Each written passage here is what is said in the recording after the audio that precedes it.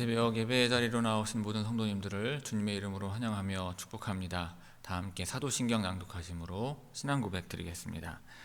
전능하사 천지를 만드신 하나님 아버지를 내가 믿사오며 그 외아들 우리 주 예수 그리스도를 믿사오니 이는 성령으로 잉태하사 동정녀 마리아에게 나시고 본디오 빌라도에게 고난을 받으사 십자가에 못 박혀 죽으시고 장사한 지 사흘 만에 죽은 자 가운데서 다시 살아나시며 하늘에 오르사 전능하신 하나님 우편에 앉아 계시다가 저리로서 산자와 죽은 자를 심판하러 오시리라. 성령을 믿사오며 거룩한 공예와 성도가 서로 교통하는 것과 죄를 사하여 주시는 것과 몸이 다시 사는 것과 영원히 사는 것을 믿사옵나이다. 아멘. 다 함께 찬송가 208장 내 주의 나라와 찬송 부르시겠습니다.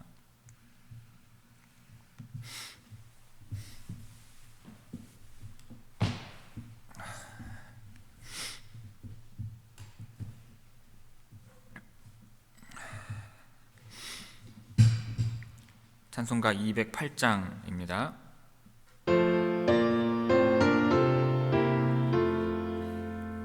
내 주의 나라와 주 계신 성전과 피 흘려 사신 교회를 늘 사랑합니다.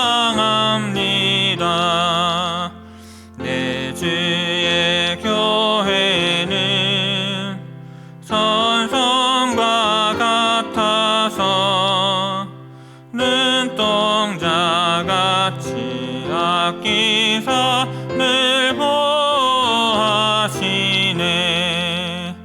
이 교회 위하여 눈물과 기도로 내 생명 다하기까지 늘 봉사합니다. 성도의 교제와 교회의 위로와 구주와 맺은 언약을 늘 기뻐합니다.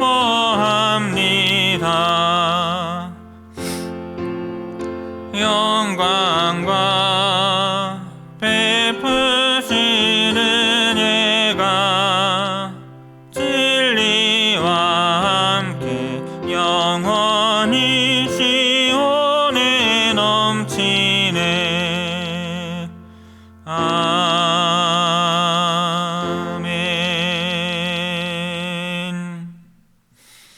오늘 새벽 우리에게 주시는 하나님의 말씀은 요한복음 2장 13절에서 25절의 말씀입니다. 요한복음 2장 13절에서 25절의 말씀입니다. 제가 봉독하겠습니다.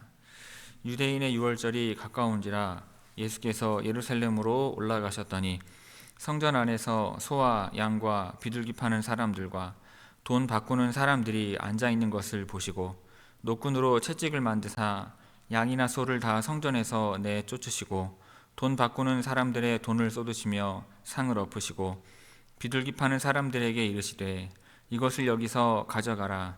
내 아버지의 집으로 장사하는 집을 만들지 말라 하시니 제자들이 성경 말씀에 주의 전을 사모하는 열심이 나를 삼키리라 한 것을 기억하더라. 이에 유대인들이 대답하여 예수께 말하기를 내가 이런 일을 행하니 무슨 표적을 우리에게 보이겠느냐. 예수께서 대답하여 이르시되 너희가 이 성전을 헐라 내가 사흘 동안에 일으키리라. 유대인들이 이르되 이 성전은 46년 동안의 지었건을 내가 3일 동안에 일으키겠느냐 하더라. 그러나 예수는 성전된 자기 육체를 가리켜 말씀하신 것이라. 죽은 자 가운데서 살아나신 후에야 제자들이 이 말씀하신 것을 기억하고 성경과 예수께서 하신 말씀을 믿었더라. 6월절에 예수께서 예루살렘에 계시니 많은 사람이 그의 행하시는 표적을 보고 그의 이름을 믿었으나 예수는 그의 몸을 그에게 의탁하지 아니하셨으니 이는 친히 모든 사람을 아심이요 또 사람에 대하여 누구의 증언도 받으실 필요가 없었으니 이는 그가 친히 사람의 속에 있는 것을 아셨음이니라. 아멘. 이 새벽 말씀을 통해 주시는 은혜가 충만하게 임하기를 바랍니다. 자, 오늘 본문은 예수님께서 성전을 정결케 하시며 하나님을 예배하는 집의 본래 목적을 회복하시는 내용을 보여주고 있습니다. 예수님은 자신의 죽음과 부활을 통해 새 성전이 되실 것을 암시하시며 제자들은 그 이후에 그것을 깨닫게 됨을 말씀하고 있습니다. 13절 봅니다. 유대인의 유월절이 가까운지라 예수께서 예루살렘으로 올라가셨더니. 자, 요한복음에서 유월절은 3번 언급되는데 첫 번째 언급이 13절에 나옵니다. 자, 5장 1절에서 언급하고 있는 유대인의 명절은 정확히 6월절인지 분명하지는 않습니다. 자, 유대 남자들은 1년에 3번 명절을 지키러 예루살렘에 가야 했는데 그 명절은 6월절, 오순절, 초막절입니다. 아스텍의 3대 절기라고 말을 하죠. 자, 14절에서 16절 말씀 봅니다.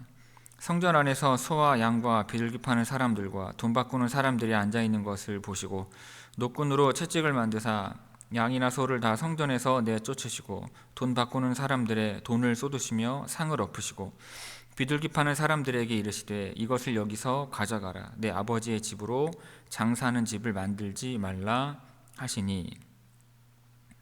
자, 공관복음에서는 예수님의 성전 정화가 공생의 사역의 말미에 나오지만 요한복음에서는 사역의 초기에 나옵니다. 자, 성전 정화 사건이 기록된 시점과 상관없이 아무튼 이 이야기는 예수님의 사역의 성격을 잘 보여준다 하겠습니다. 성전 제도는 하나님과 인간 사이의 온전한 회복을 이루지 못했습니다. 하지만 예수님은 십자가를 통해서 이루신 것입니다. 바로 예수님께서 십자가에서 숨지실 때 휘장이 찢어진 일입니다. 자, 예수님이 이루신 화목은 하나님과 인간의 수직적인 관계뿐만 아니라 유대인과 이방인의 수평적 관계에도 적용이 되는 것입니다.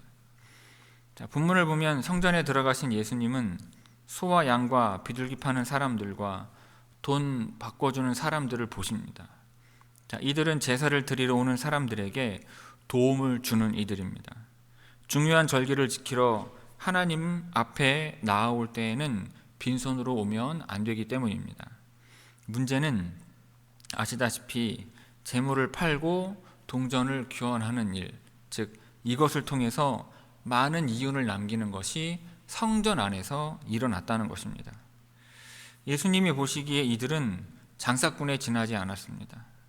분노하신 예수님은 노끈으로 채찍을 만들어서 양과 소를 내쫓으시고 환전상들의 돈을 쏟고 상을 엎으십니다. 비둘기 파는 자들에게는 그것들을 가져가라고 내 아버지의 집을 장사하는 집으로 만들지 말라고 말씀하십니다. 장사하던 사람들의 관점에서 보면 예수님은 영업 방해를 한 것이겠죠. 그러나 예수님께서 보시기에 그것은 정상적인 영업이 아닌 것입니다. 자, 내 아버지의 집으로 장사하는 집을 만들지 말라는 말씀은 1차적으로 재물을 파는 자와 환전상들에게 하신 말씀입니다. 하지만 더 나아가 성전을 관리 감독하여 거룩하게 유지해야 하는 종교 지도자들에게, 그리고 궁극적으로는 이러한 부정한 상황을 묵인하는 모든 유대인들에게 하신 말씀이라 볼 수 있을 것입니다. 공관복음의 기록을 보면 더 신랄하죠. 예수님께서는 이사야 56장 7절 말씀을 인용하셔서 그들이 기도하는 집을 강도의 소굴로 만들었다고 말씀을 하십니다. 자, 그들은 성전에서 장사하는 것을 넘어서 강도짓을 한 것입니다. 17절 봅니다. 제자들이 성경 말씀에 주의 전을 사모하는 열심이 나를 삼키리라 한 것을 기억하더라. 성전을 깨끗하게 이를 보면 성전을 깨끗하게 하시는 예수님을 보고 제자들은 주의 전을 사모하는 열심이 나를 삼키리라 하였던 시편 69편 9절의 말씀을 떠올립니다. 주의 집을 향한 예수님의 사랑이 예수님 안에서 예수님을 삼킨 거죠. 예수님 안에서 불같이 타오른 것입니다. 자, 13절에서 17절까지 우리 함께 읽도록 하겠습니다. 13절에서 17절입니다. 유대인의 유월절이 가까운지라 예수께서 예루살렘으로 올라가셨더니 성전 안에서 소와 양과 비둘기 파는 사람들과 돈 바꾸는 사람들이 앉아있는 것을 보시고 노끈으로 채찍을 만드사 양이나 소를 다 성전에서 내쫓으시고 돈 바꾸는 사람들의 돈을 쏟으시며 상을 엎으시고 비둘기 파는 사람들에게 이르시되 이것을 여기서 가져가라. 내 아버지의 집으로 장사하는 집을 만들지 말라 하시니 제자들이 성경 말씀에 주의 전을 사모하는 열심이 나를 삼키리라 한 것을 기억하더라. 아멘. 18절 말씀 봅니다. 이에 유대인들이 대답하여 예수께 말하기를 내가 이런 일을 행하니 무슨 표적을 우리에게 보이겠느냐. 자, 예수님의 성전 정화에 대한 유대인들의 반응은 표적을 요구하는 것이었습니다. 자, 이들은 문제의 초점을 자신들에게서 예수님께로 돌리는 영민함을 보이죠. 그렇게 비판할 만한 권위가 있다면 그에 걸맞는 표적을 보여달라는 것입니다. 물론 이것은 표적을 보여서 자신들로 하여금 믿게 해달라는 요청이 아닙니다. 당신이 무슨 권위로 이런 일을 행하느냐의 12조의 요구라 할 수 있는 것입니다. 19절에서 22절 말씀 봅니다. 예수께서 대답하여 이르시되 너희가 이 성전을 헐라 내가 사흘 동안에 일으키리라. 유대인들이 이르되 이 성전은 46년 동안 지었거늘 내가 3일 동안에 일으키겠느냐 하더라. 그러나 예수는 성전된 자기 육체를 가리켜 말씀하신 것이라. 죽은 자 가운데서 살아나신 후에야 제자들이 이 말씀하신 것을 기억하고 성경과 예수께서 하신 말씀을 믿었더라. 자, 유대인들의 불순한 질문에 예수님은 비유적으로 대답을 하십니다. 그들이 성전을 헐면 사흘 동안에 일으키시겠다는 것입니다. 자, 요한복음이 상징적인 언어를 많이 사용한다는 사실을 알고 있고 예수님이 죽으시고 사흘 만에 부활하신다는 것을 아는 독자들은 이 말씀을 충분히 이해할 수가 있습니다. 하지만 예수님을 적대시하던 당시 유대인들이 이 말씀을 이해하기란 불가능하였습니다. 자, 유대인들은 예수님의 말씀을 문자적으로 이해를 하고 46년 동안 지은 이 성전을 어떻게 사흘 만에 세우겠느냐고 반문을 합니다. 그리고 더 이상의 대화 내용은 요한복음에 쓰여 있지 않지요. 그 대신에 예수님의 말씀의 그 상징적인 의미가 무엇인지 제시하고 있습니다. 예수님이 사흘 만에 일으키실 것은 성전 건축물이 아니라 바로 예수님의 육체라는 것입니다. 자, 이제는 예수님의 몸이 성전인 것이죠. 유대인들이 46년 동안 힘들여 지은 성전이 이루지 못한 일을 하나님의 아들이신 예수님은 십자가의 죽음과 부활로 사흘 만에 이루신다는 것입니다. 자, 예수님은 이러한 요나의 표적을 보여주실 것이기에 성전을 정화할 권위를 지니신 분인 것입니다. 자, 23절에서 25절 말씀 봅니다. 6월절에 예수께서 예루살렘에 계시니 많은 사람이 그의 행하시는 표적을 보고 그의 이름을 믿었으나 예수는 그의 몸을 그에게 의탁하지 아니하셨으니 이는 친히 모든 사람을 아시며 또 사람에 대하여 누구의 증언도 받으실 필요가 없었으니 이는 그가 친히 사람의 속에 있는 것을 아셨음이니라. 자, 가나의 혼인잔치에서 물이 포도주로 바뀐 첫 표적을 보고 제자들이 예수님을 믿었던 것처럼 예수님께서 6월절에 예루살렘에서 행하신 표적을 보고 예수님을 믿게 된 사람들이 많았습니다. 그러나 예수님은 당신을 그들에게 의탁하지 않으셨어요. 모든 사람을 아셨기 때문입니다. 아무도 예수님께 사람에 관해 말해줄 필요가 없을 정도로 예수님은 사람의 속마음을 속속들이 아시는 것입니다. 자, 의탁하다에 해당하는 헬라어 단어는 피스티오라는 단어인데 이 단어는 믿다, 맡기다 라는 뜻을 가지고 있습니다. 23절에서 많은 사람이 예수님의 이름을 믿었다라고 할 때 사용한 헬라어 단어와 동일합니다. 다른 영어 성경은 24절을 예수님이 그들을 믿지 않으셨다라고 번역을 하고 있습니다. 하늘 영광을 버리고 이 땅에 오신 예수님은 사람들을 의지하실 필요가 없으신 것입니다. 사람들을 향한 예수님의 마음은 믿음이 아니라 사랑입니다. 예수님을 향한 우리의 마음은 믿음과 사랑이어야 합니다. 예수님이 지신 십자가는 우리를 향한 사랑의 표시인 것입니다. 그런 예수님을 우리는 믿고 사랑해야 하는 것입니다. 18절에서 25절까지 우리 함께 읽도록 하겠습니다. 18절에서 25절입니다. 이에 유대인들이 대답하여 예수께 말하기를 내가 이런 일을 행하니 무슨 표적을 우리에게 보이겠느냐. 예수께서 대답하여 이르시되 너희가 이 성전을 헐라 내가 사흘 동안에 일으키리라. 유대인들이 이르되 이 성전은 46년 동안의 지었건을 내가 3일 동안에 일으키겠느냐 하더라. 그러나 예수는 성전된 자기 육체를 가리켜 말씀하신 것이라. 죽은 자 가운데서 살아나신 후에야 제자들이 이 말씀하신 것을 기억하고 성경과 예수께서 하신 말씀을 믿었더라.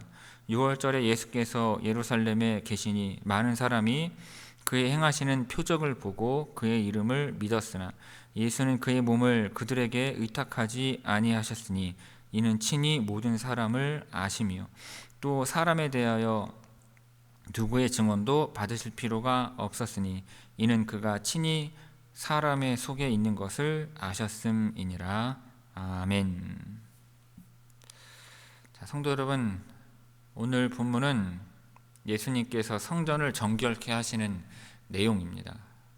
6월절이 가까운 시기, 예수님은 성전에 들어가셨을 때 장사하는 자들과 돈 바꾸는 자들로 가득한 모습을 보셨습니다. 하나님을 예배하는 장소가 탐욕과 거래의 장소로 변질된 것을 보시고 분노하신 것입니다. 예수님은 채찍을 만들어 상인들을 쫓아내시고 성전이 기도와 예배의 집으로 회복되어야 함을 선포하셨습니다. 예수님께서 성전을 정결케 하신 이 사건은 오늘 우리에게도 깊은 교훈을 주는 것입니다. 신약 시대에 와서 성전의 개념은 건물로서의 성전을 넘어섭니다. 고린도전서 6장 19절 20절에 따르면 우리의 몸이 성령이 거하시는 하나님의 성전인 것입니다. 예수님께서 성전을 깨끗하게 하셨듯이 우리도 성전된 삶을 깨끗하게 유지하며 살아가야 하는 것입니다. 그러기 위해서 첫째로 탐욕을 버리고 하나님 중심으로 살아야 할 것입니다. 예수님께서 성전을 정결케 하신 이유는 사람들이 성전을 자신의 이익을 위한 장소로 변질시켰기 때문입니다. 마찬가지로 우리도 종종 탐욕과 세속적인 욕심으로 인해 성전된 삶을 더럽히곤 합니다. 우리는 하나님의 은혜와 영광을 위한 삶이 아니라 세상적인 성공과 욕망을 위해 살 때가 많은 것입니다. 그러나 성전된 우리의 삶은 하나님께 드려져야 할 것입니다. 탐욕을 내려놓고 하나님의 뜻을 추구하는 삶을 살 수 있기를 바랍니다. 둘째로는 거룩한 삶을 통해서 하나님의 임재를 드러내야 하는 것입니다. 성전은 하나님의 임재가 있는 곳입니다. 오늘날 우리의 몸이 성전이라면 우리의 삶을 통해서 하나님이 드러나야 하는 것입니다. 우리의 말과 행동, 생각이 하나님의 거룩함을 반영하는, 드러내는 통로가 되어야 하는 것입니다. 예수님께서 이 성전을 헐라 내가 사흘 만에 일으키리라 말씀하셨듯이 그는 자신의 죽음과 부활을 통해서 참된 성전의 역할을 하셨습니다. 이제 우리의 삶이 그 성전을 이어받아서 하나님께 예배하며 이 세상에 하나님의 사랑과 거룩함을 드러내는 장소가 되어야 할 줄로 믿습니다. 성도 여러분, 예수님께서 성전을 깨끗게 하셨듯이 우리의 삶도 깨끗하고 거룩하게 변화되기를 소망합니다. 하나님이 거하시는 성전된 우리의 삶을 통해 하나님께서 영광 받으시는 삶을 살아가시기를 이 시간 주님의 이름으로 축원을 드립니다. 기도하겠습니다. 아버지 하나님, 우리의 삶을 성전 삼으시고 거하시며 인도하심에 감사를 드립니다. 오늘 말씀을 통해 우리의 마음과 삶을 돌아보게 하시니 또한 감사를 드립니다. 욕심과 세속적인 욕망을 버리고 거룩함과 순종으로 주님께 영광 돌리는 성전된 삶을 살게 하옵소서. 우리의 생각과 행동이 주님의 뜻에 합당하게 하시고 우리의 삶을 통해 하나님이 드러나고 영광 받으시길 원합니다. 매 순간 주님의 임재를 기억하며 온전히 주님만을 섬기게 하옵소서. 이 모든 말씀 우리 주 예수 그리스도의 이름으로 기도하옵나이다. 아멘. 하늘에 계신 우리 아버지여, 이름이 거룩히 여김을 받으시오며 나라가 임하시오며 뜻이 하늘에서 이루어진 것 같이 땅에서도 이루어지이다. 오늘 우리에게 일용할 양식을 주시옵고 우리가 우리에게 죄지은 자를 사하여 준 것 같이 우리 죄를 사하여 주시옵고 우리를 시험에 들게 하지 마시옵고 다만 악에서 구하시옵소서. 나라와 권세와 영광이 아버지께 영원히 있사옵나이다. 아멘.